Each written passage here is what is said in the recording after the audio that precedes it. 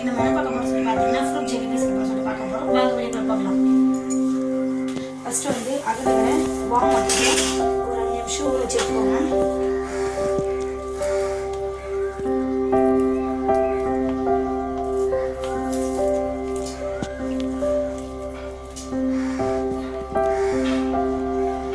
ஏன்னா வந்து கொஞ்சம் சட்டுன்னு ஊறிட்டு நம்ம சைஸ் உள்ள சீக்கிரமாக கரைஞ்சி வரும், அதுக்காக தான்.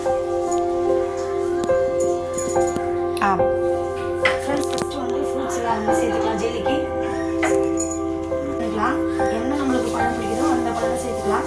எனக்கு பிடிச்ச பழம் ஸ்ட்ராபெரி, அப்புறம் பொமோகிரானட், அதுக்கப்புறம் ஆரஞ்சு, அதுக்கப்புறம் திராட்சை, அதுக்கப்புறமா ப்ளம்ஸ், இதெல்லாம் சேர்த்து தான் இதுக்கு செய்ய போகிறோம் ஜெல்லி. வாங்க.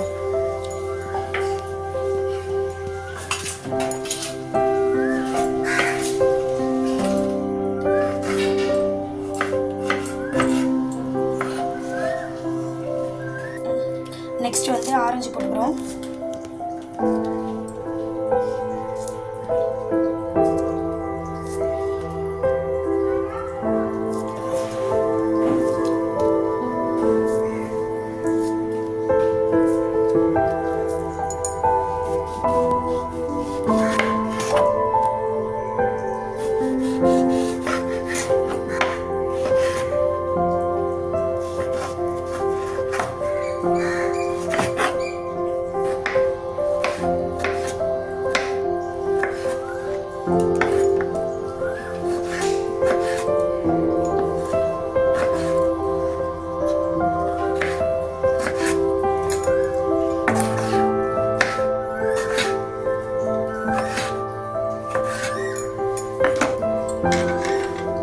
பார்க்க சொல்லி கலர்ஃபுல்லாக சூப்பராக இருக்குது பாருங்க.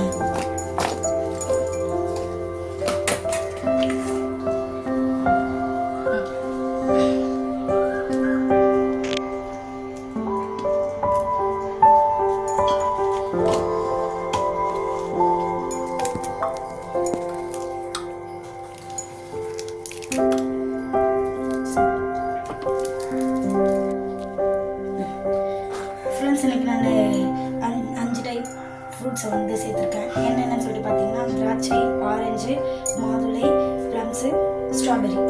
நீங்கள் எந்த பழம் வேணால் சேர்த்துக்கலாம். நான் எனக்கு பிடிச்ச பழம் சேர்த்துருக்கேன்.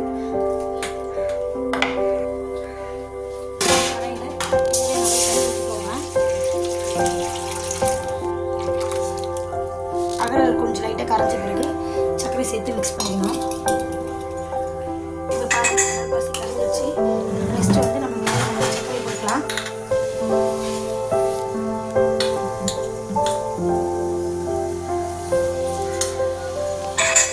நெக்ஸ்ட் வந்து இந்த மாதிரி கரைஞ்ச பிறகு வடிகட்டிடுங்க. ஏன்னா இதில் வந்து தூசியாக இருக்கும், வடிகட்டிட்டீங்கன்னா வந்துட்டு வடிகட்டி ஊற்றி கொடுத்துருங்க.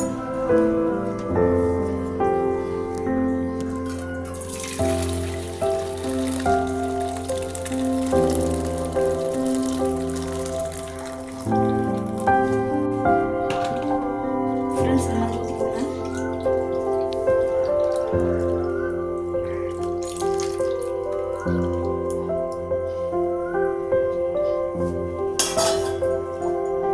சொல்லுங்க.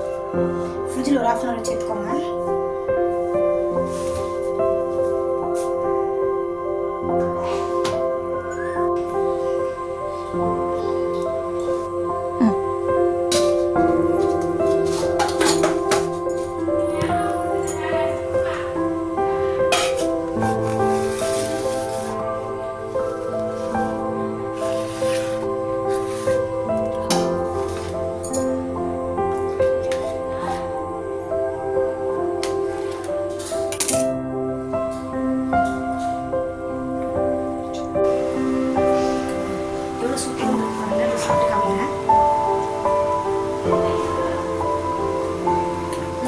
ஜெல்லி சாப்பிட்டு வெரி டேஸ்டியாக இருக்குது. நீங்கள் வேணால் ஒரு மாதிரி ட்ரை பண்ணி பார்த்துட்டு எப்படி இருக்குன்னு சொல்லுங்கள்.